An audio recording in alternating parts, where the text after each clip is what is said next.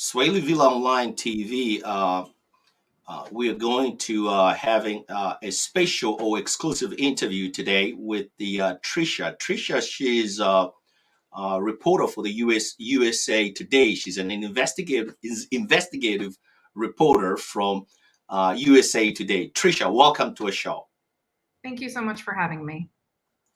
Tricia, in a 2019, there was an incident happening in East Africa in a country called Tanzania, in the city of Dar es Salaam. And on May 2nd, you published an article on USA Today. Walk us through with respect to your story that covered an incident that happened in Dar es Salaam, Tanzania. Sure, I can do that. So as you said, this incident happened in 2019. It was August 2019. It involved a Peace Corps employee named John Peterson. Now, according to the Peace Corps, Mr. Peterson had been out at a bar. He was drinking. He picked up a sex worker and brought him back to her home. He, after that, went to go bring her back to the area where he had picked her up. And in the course of that drive, he struck a bystander with his vehicle. That person was injured, and an angry crowd gathered around the car and began pelting rocks at the car. And Mr. Peterson sped off from that scene with the woman still in the vehicle. He was driving through the streets of Dar es Salaam, and in the course of that drive, misnavigated on a turn and drove off the street. And he struck a woman named Rabia Issa. And she was setting up a roadside food stand where she sold food to support her family, including her 3 children. And she died. And John Peterson kept driving.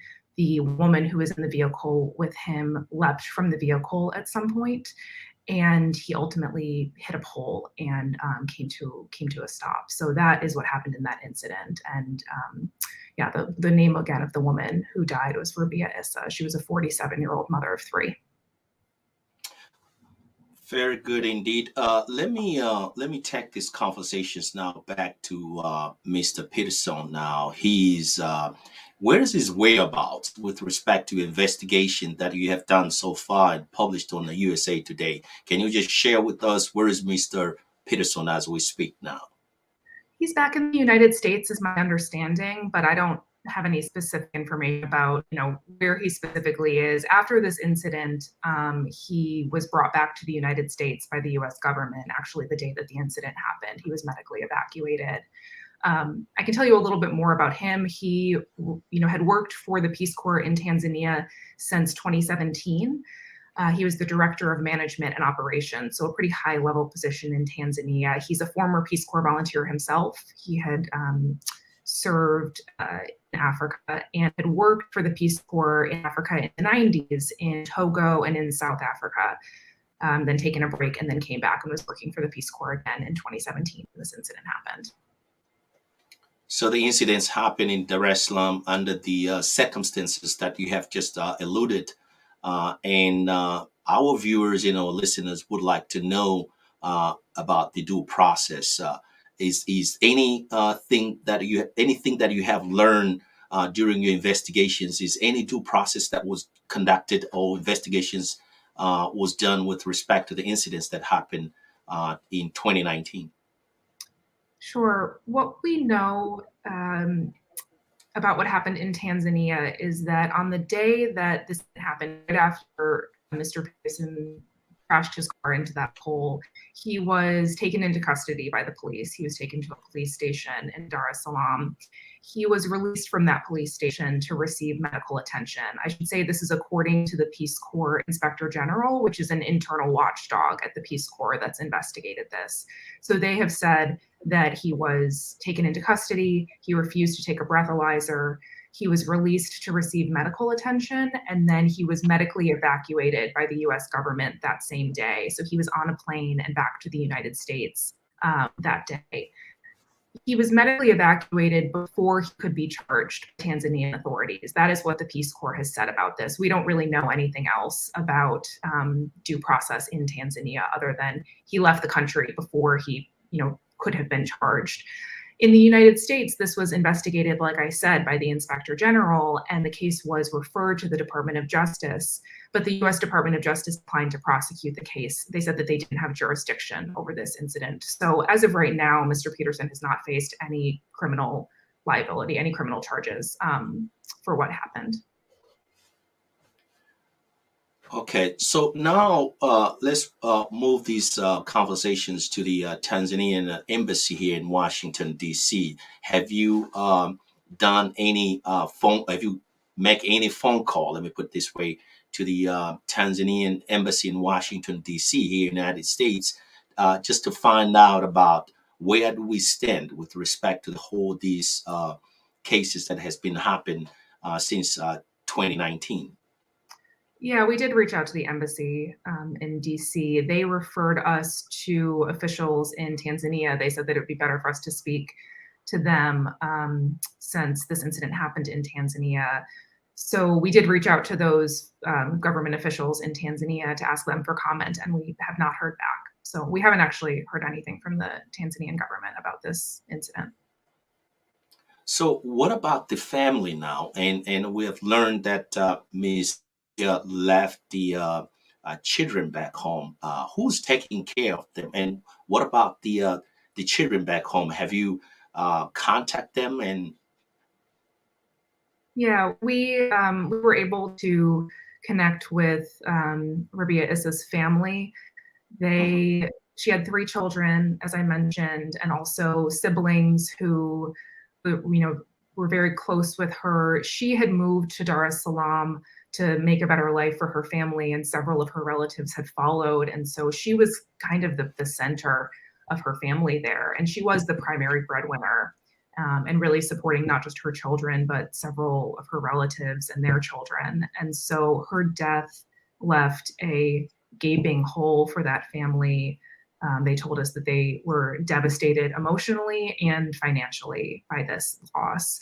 So, they have been doing their best to make ends meet. Her children, one of them is 19 or 20, I believe, and I'm forgetting the exact ages, but she has 2 younger sons, one of whom is now living with his grandmother in the southern part of the country, and another who is living at a government boarding school. So her children have been scattered since this happened.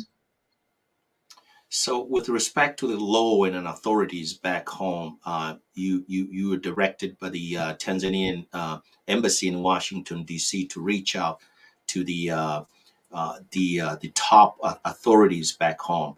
Have you heard anything? Is anything has been done so far with respect to the investigations back home? Do you have anything that you want to add on that? We did. I should correct myself. I said that we hadn't heard anything from Tanzanian authorities.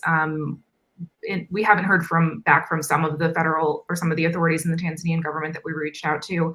I did have a brief conversation with a top police official in Dar es Salaam several months ago. He was aware of the incident, and he said that he had asked his staff to look into it, to investigate what had happened. We haven't heard anything more about that investigation. So to be honest, I don't know one way or the other what is happening in Tanzania. If there is, an ongoing investigation, our attempts to reach people we haven't heard back. So I'm not sure what the status of that is. This story has been published. Correct me if I'm wrong. Twice in one of the major newspaper here in the United States, USA Today, in the front page. So, what is the outcome?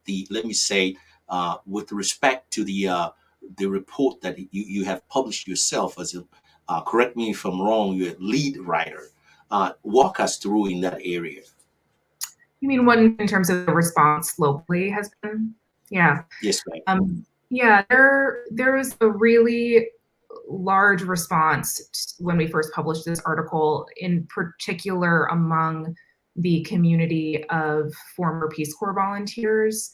This is a community of people who decide to serve in the Peace Corps largely because they want to do good out in the world, and they think that the Peace Corps is, a venue to be able to do that, and to, see the agency, to see someone representing the agency do such harm in one of the Mhm. countries where they're supposed to be doing good was really, really difficult for a lot of former volunteers. People were very upset that Mr. Peterson left the country before he could be charged, that there was no avenue for charging him at the Department of Justice. People were upset that in the way that Rabia Issa's family was treated after this. And so there has been, a lot of calls for reform at the Peace Corps and more accountability, and for the agency to do more to support the family. I should add, I think it's important to note that Rabia Issa's relatives said that after this incident, they did receive a settlement of some sort. They said that they believed that it was from the company that had insured Mr. Peterson's vehicle. The Peace Corps has since told us that they did provide financial support to the family. So there's a little bit of a discrepancy there, but the family has said they did receive some money after this, but they've said that money is since been used up on various expenses, and so the family is,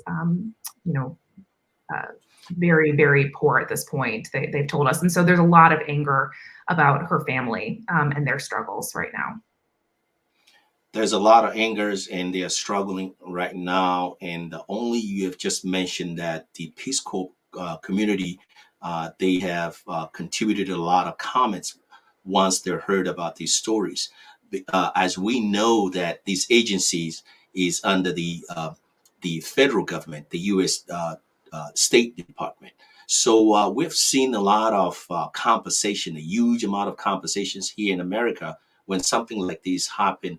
But based upon what we have read on these articles and the stories, that the families there still struggle.